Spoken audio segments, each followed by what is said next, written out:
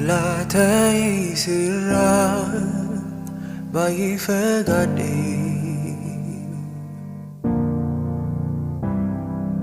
Adi dona kisi ulmat bagade Fagun jiramuti dukana kisah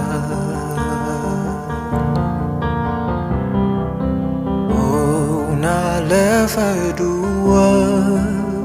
naviga kisah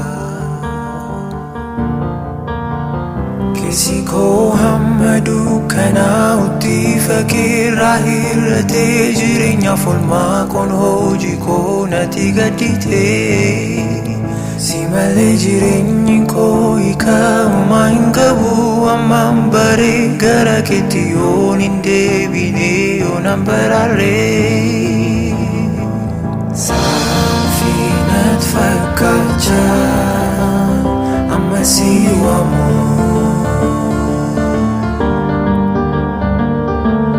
Garuna bosisa galikin famu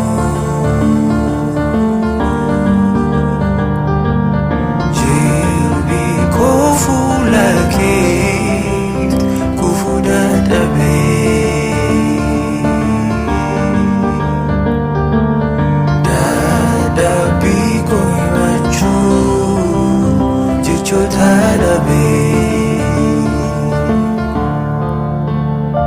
Ahoji kutindi bulu bukoti anati bekama gadi kesa kuf madangu nati dagama Sitioni yaddele male gargar sarka kite alka chuf wafino hindandabu bukule ulkabachu Karanangko kana humnaki argade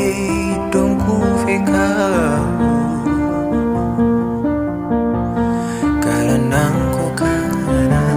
alkamaki kisah jirinya godachu Karanangko kana ayada kefati fulakit diachu